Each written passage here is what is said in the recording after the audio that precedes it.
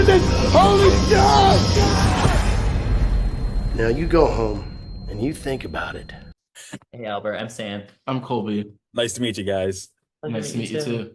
So I watched Ganymede the other day, and I'm going to tell you guys, I have never seen such a great film that combined identity, fanatical religion, and psychological horror all mixed up in this awesome package. And you guys did a great job on it.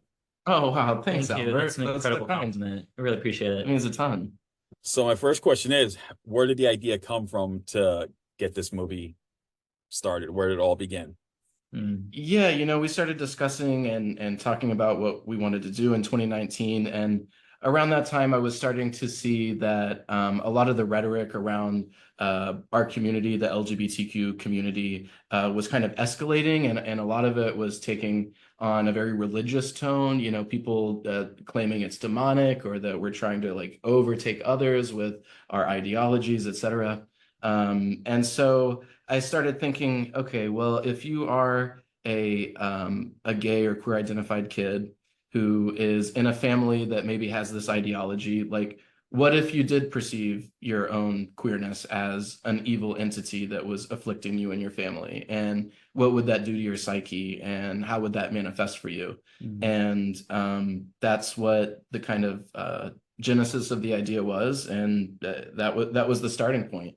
And yeah, you have anything to add? I mean, I feel like you really zeroed in really successfully on what this type of story would be. I think Colby and I come from very different worlds in the sense I'm from South Bend, Indiana. He's from Paducah, Kentucky. But they're similar in the way that there is queer identity often repressed, especially when we were growing up, and religion often tied to that. And the world of what he saw and contributed to the religious aspect versus the world that I saw, they were different worlds, but they had very much a similar message, which is you are a bad person if you're gay, and you have demons potentially. There's things like that that are often utilized in this rhetoric, like Colby said.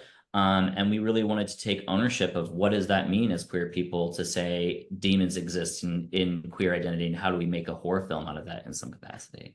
Yeah, and the cast was phenomenal in this. I mean, Jordan Doww was great as Lee, but two people specifically blew my mind with this because I've used to see him in other stuff. So I'm going to start with Robyn Lively because sure, yeah, I grew up watching her in the 80s. I'm from so I grew up watching her like Teen Witch, all these like next door girl roles, and here she blew me away as Lee's mother, who's just like constantly berating him, and and I was just floored. What was it like working with her in that? Like, how did you get her to like perform this phenomenal performance? Well, Robyn is just fantastic. She's a wonderful actor. It was just wonderful to work with. So kind and so collaborative. So nice. Yeah, just great all around. And one of the reasons we thought Robyn was great for this is she's like extremely grounded. She's not winking at the audience. She is playing this exactly how it should be played, which is with the seriousness that it deserves. Yeah. And she just was phenomenal, and was so lucky to have her. Yeah, and she really knew how to put so much heart into a character that could otherwise be played over the top or otherwise be played with maliciousness, that I feel like when you see her portray it, actually you see someone who is dealing with the conflict of loving her son while also doing this imperfect way of trying to, what she thinks, make things better for him, but are actually part of the damage of it. And we like that you get to see a transformation of her while also acknowledging she's not the one that spoiler ends up in the room with Kyle and Lee at the end. It's Kyle's mom that does. And so that there's a really complicated relationship queer people can often have with their family members, while also acknowledging that there can be elements of love and what that is complicated with. Yeah, she had to ride a fine line, and we think she did it exquisitely. Absolutely. Yeah, definitely. She definitely did. And David Koechner, everyone's used to seeing him in these comic roles, and just from the moment you see him in church as Pastor Royer, I was just like floored. Like the way he prepared that role, and he was like the pastor of like small town America who's yelling, this is bad, this is evil, and he just like let it out, and he did such a phenomenal on that great in this movie as well. Well, you know, the reason he's so funny is the same reason he's so scary, which is that he plays all of his roles, no matter what it is, with such sincerity that like you believe him. You know, Yeah. that is why he's so funny. I think that's the Yeah. key to good comedy is Yeah. like you have to play it with sincerity. And it's the reason he's so chilling in this is like Yeah. he really played it with sincerity, but he had this looseness to him that like really gave the character, you know, this extra kind of spice to it. I don't know how to put Yeah. it. Like it was scary, but like so specific, if that Yeah. makes sense. And he would ask you like 5 specific questions, and you answer with the full truth of it, and he can take and run with that so easily. Like it's like that with him. He knows exactly what is going on there, and then for anything he doesn't fully like connect or understand with, he gets an idea of what that is, and then can take and run with it so successfully. And it was so funny watching him in that church scene because that was a room full of extras. He's going in there and he is just immediately leading with this gravitas that like changes the climate in the room immediately. And he even played some tricks with the people in the room by like he like talked to us and he was like, hey, I'm gonna like try to do something here that I think is really gonna like shift things. And we're like, okay. So we start the take. He's our assistant director says action, and he suddenly shifts the room by being like looking around as if he was like pissed at the crew and us or something all at once. And like suddenly you have all of the people that are in the audience as extras looking at him like, what is going on? And they're really like getting scared of him. And I think what he was doing there was really shifting the people who are watching him as people who are fearful but accepting his dominance there. And he'd do things like that you'd be like, God, I would have never thought of that. But that is something that clearly is working really well for him as an actor in this moment. So that's a little backstory. Or a little This is wonderful. And what another role I liked was Pablo's role because he, him and Lee, like Lee's like the more, of course, he's trying to figure out who he is, and he's more level-headed, he's grounded, where Pablo is the more flamboyant, this is who I am, I'm proud of who I am. I like that little duality between, how queers are perceived in terms of, one can be just level-headed and the other one's like, flamboyant and love it. And I like that.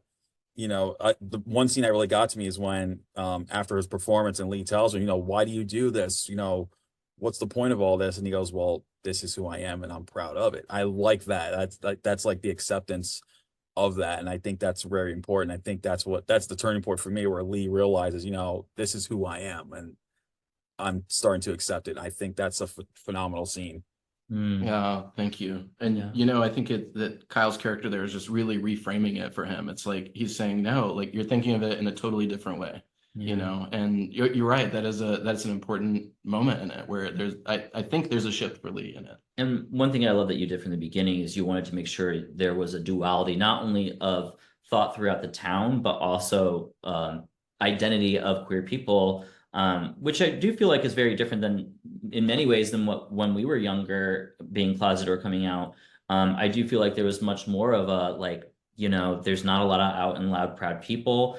I think now there is so much more acceptance while pushback is still also happening. But because of that, you are having some people, like a larger percentage of people who are out and proud, while also having a larger percentage of people who are silently wishing they can be that way, but are in households that are potentially or religious structures that are causing them to be repressed in some way. So I love that you had that duality there with the two main characters and that there are things that they can both learn from one another's experience in the film. And I appreciate you recognizing that in that scene, especially. Yes, definitely. So how long did shooting take on this film, and were there any issues that you faced during production that you said, I gotta go with plan B? Is there anything like that at all that happened?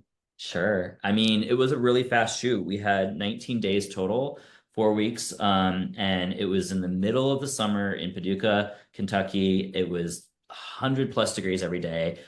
So it was really heated a lot. It was a lot of like, just, gosh, this is really fast. There's like 12-hour days.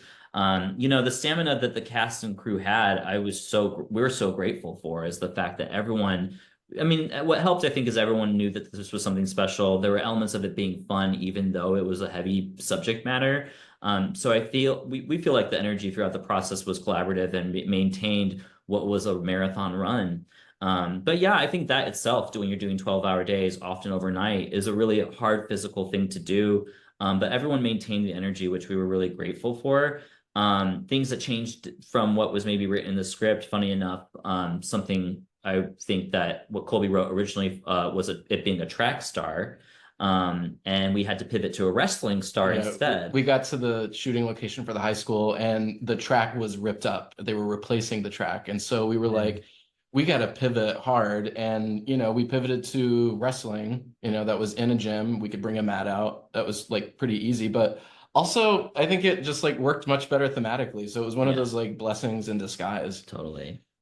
That works. Yep. I think it worked as well.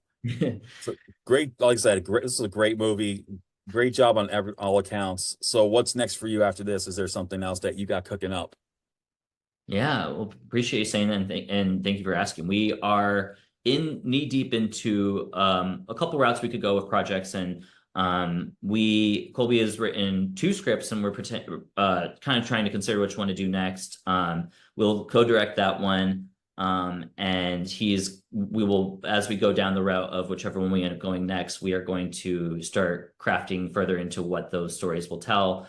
I think at our core, our work is always going to have some sort of queer element to it. Our previous film, Pig Hag, which was our first feature, was focused on a very female story, but had queer friendship. And that was very much how we were telling our message and perspective of it. This was very much more strong protagonist queer stories. And these ones would potentially have elements that are a mix of both as well. So, I think that no matter what we do, we will be telling stories that are very prominently queer identified or coming from a queer perspective. And we're really proud and excited. I think we like to explore American life and contemporary American life, particularly, and, the issues that we all face every day. Yeah. Yeah, I like that. Like, because I am a huge fan of LGBTQ cinema, and I loved all the different things you can do with the theme and everything. So I'm putting this one high on my list. As that means you all got to check out. You all got, like, everyone's, if you like LGBTQ films, this is one you have to check out for sure. Oh, thank you. Appreciate saying thank Albert. You. That means a ton. Yeah, and thank you for championing it. We're glad that people are putting the word of this film out there, and we're proud of what this story tells, and we're glad that it resonated with you and other people who are watching it. Yeah, we're counting on that it'll resonate with folks once it reaches a wider audience. Yep, and that's coming out August 6th on demand. So everyone check out Ganymede. You're really gonna like this one, not just for the themes, but I'm telling you, Robyn Lively and David Koechner pull off some phenomenal performances in this. And if they don't get any accolades for it, I'm calling them out. So I am putting that down right now. But thank you again, Colby and Sam, for talking about the film, and I can't wait to see what comes up from you next. Thanks, you, Albert. We appreciate you talking, and we really appreciate these questions. They were great.